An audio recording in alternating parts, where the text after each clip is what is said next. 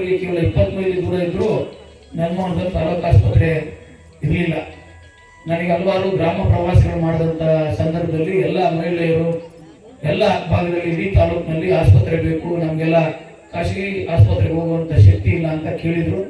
ನಾನು ಅದಕ್ಕೆ ಹೋರಾಟವನ್ನು ಮಾಡಿ ಮುಖ್ಯಮಂತ್ರಿಗಳು ಉಪಮುಖ್ಯಮಂತ್ರಿಗಳ ಮುಖಾಂತರ ದಿನೇಶ್ ಗುಂಡೂರಾವ್ ಅವರಿಗೆ ಮನವಿಯನ್ನು ಮಾಡಿ ನನ್ನ ಮನವಿಗೆ ಅವರು ಸಕಾರಾತ್ಮಕ ಸ್ಪಂದಿಸಿ ಕಳೆದ ಬಜೆಟ್ನಲ್ಲಿ ಘೋಷಣೆ ಮಾಡಿ ಆಗಿತ್ತು. ಟೆಂಡರ್ ಸಹ ಫೈನಲೈಸ್ ಆಗಿದೆ.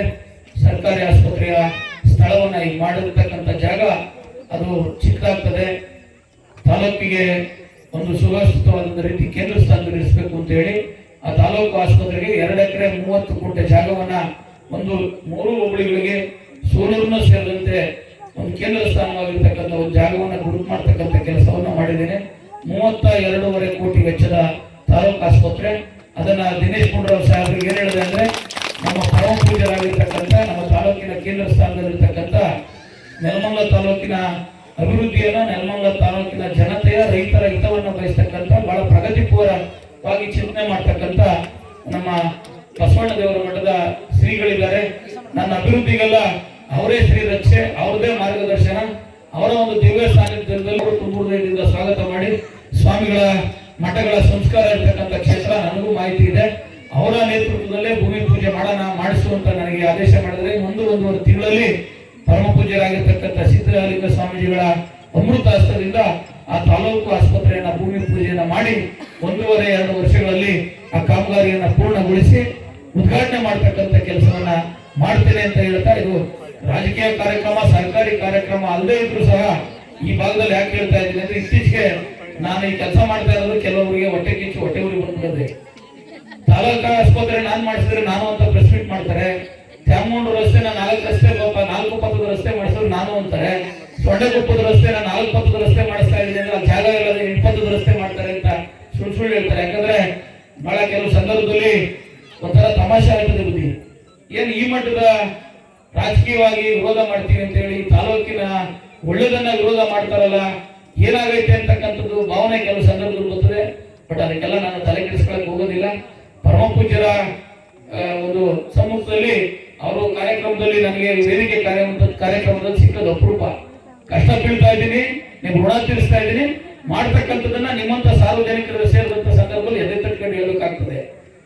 ಪುಷ್ಪಾವತಿ ಏತ ನೀರಾವರಿ ಯೋಜನೆಗೆ 300 ಕೋಟಿ ತರಬೇಕು, ದುಡ್ಡನ್ನ ಬಜೆಟ್ ಅಲ್ಲಿ ಮೀಸಲಿರಿಸಬೇಕು ಅಂದ್ರೆ ನಾನು ಬಿಟ್ಟಿರ್ತಂತ ಶ್ರಮ, ನಾನು ಶರತ್ ಬಚ್ಚೇಗೌಡರು, ನಮ್ಮ MLC ರವಿ ಅವರು, ನಾನು ಶರತ್ ಬಚ್ಚೇಗೌಡರು ಮುಖ್ಯಮಂತ್ರಿಗಳಿಗೆ ಎಷ್ಟು ಸಾರಿ ಕಾಲಕ್ಕೆ ಬಿಟ್ಟಿದ್ದೀವೋ ಲೆಕ್ಕ ಇಲ್ಲ. ಈ ಅಂತರ್ಜಲ ಹೆಚ್ಚಾದ್ರೆ ಯಾರಿಗೆ ಅನುಕೂಲ ಆಗೋದು?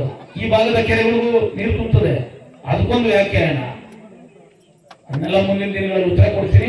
ನಾನು ಮಾಡಿರ್ತಕ್ಕಂಥ ಕೆಲಸ 300 ಕೋಟಿ ರೂಪಾಯಿ ನಮ್ಮ ಸರ್ಕಾರದಲ್ಲಿ 2024 ಜನವರಿ 18ನೇ ತಾರೀಕು ಆದೇಶ ಆಗ್ತದೆ.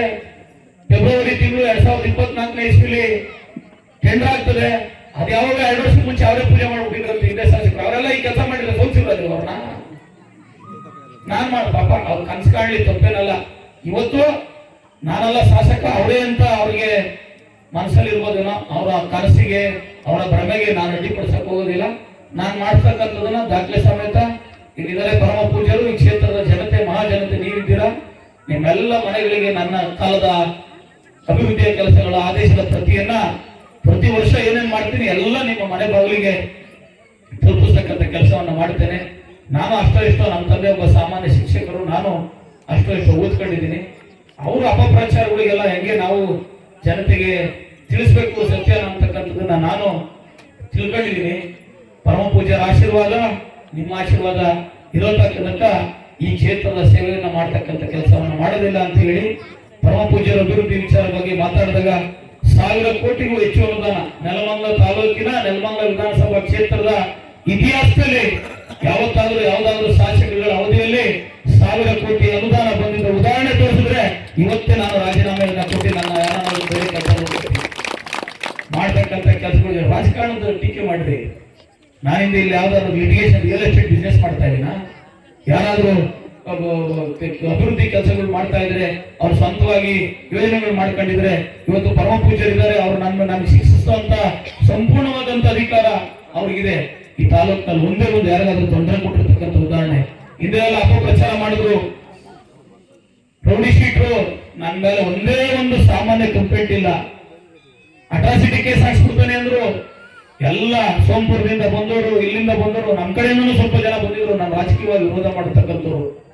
ನಾನು MLA ಆದ್ಮೇಲೆ ಇನ್ನೂ ಸ್ವಲ್ಪ ಜನ ವಿರೋಧಿಗಳು ಉಟ್ಕೊಂಡಿದ್ದಾರೆ. ಅದಕ್ಕೆಲ್ಲ ಉತ್ತರ ಕೊಡ್ತಕ್ಕಂಥ ಕೆಲಸನ ಮುಂದಿನ ದಿನಗಳಲ್ಲಿ ಮಾಡ್ತೀನಿ. ಅಟ್ರಾಸಿಟಿ ಯಾವ್ದಾದ್ರು ಒಂದ್ ಕೇಸ್ ಹಾಕ್ಸಿದೀನಾ? ಯಾರಾದ್ರೂ ಲಿಟಿಗೇಷನ್ ರಿಯಲ್ ಎಸ್ಟೇಟ್ ಬಿಸ್ನೆಸ್ ಮಾಡ್ತಾ ಇದ್ದೀನಾ? ಯಾವ್ದಾದ್ರು ಕಡಿಮೆ ಜಮೀನು, ಯಾರೋ ಪಾಪ ಅಮಾಯಕ ಜಮೀನ್ ಸಿಗ್ತದೆ ಅಂತ ಹೇಳಿದ್ರೆ ಜಮೀನ್ ತಗೊಂಡು ಅಲ್ಲೇನೋ ಲೇಔಟ್ ಮಾಡ್ತಾ ಇದ್ದೀನಾ? ಏನೂ ಸಿಗ್ತಾ ಇಲ್ಲ ಹೇಳಕ್ಕೆ. ಏನೋ ಒಂದು ಅಪಪ್ರಚಾರ ಮಾಡ್ಬಿಡುದು ಮಾಡ್ಲಿ. ನಾನು ಮಾಡ್ತಕ್ಕಂಥ ಕೆಲಸದ ತೀರ್ಮಾನವನ್ನ ಆತ್ಮಸಾಕ್ಷಿ ಮಾಡ್ತಕ್ಕಂಥ ಕೆಲಸವನ್ನ ಪರಮ ಪೂಜ್ಯರ ಪಾದಗಳಲ್ಲಿ ಮತ್ತೆ ನನ್ನ ಕ್ಷೇತ್ರದ ಜನತೆಯ ಪಾದಗಳಲ್ಲಿ ರೂಪಿಸಿ ಕೊನೆ ತೀರ್ಮಾನನ ಭಗವಂತ ನಾನು ದೇವ್ರು ನಂಬಿರ್ತಕ್ಕಂಥವನು, ದೇವರಿಗೆ ನೋಡ್ಕೊಳ್ಳಿ ಅಂತ ದೇವರ ತೀರ್ಮಾನಕ್ಕೆ ಬಿಡ್ತೇನೆ. ನಿಮ್ಮೆಲ್ಲರ ಆಶೀರ್ವಾದ ಇರಲಿ. ಈ ಪಂಚಾಯತ್ ವ್ಯಾಪ್ತಿಯಲ್ಲಿ, ಶ್ರೀನಿವಾಸಪುರ ಪಂಚಾಯತ್ ವ್ಯಾಪ್ತಿಯಲ್ಲಿ ನಾನು ಶಾಸಕನಾಗಿ ಕೇವಲ ಈ 3-4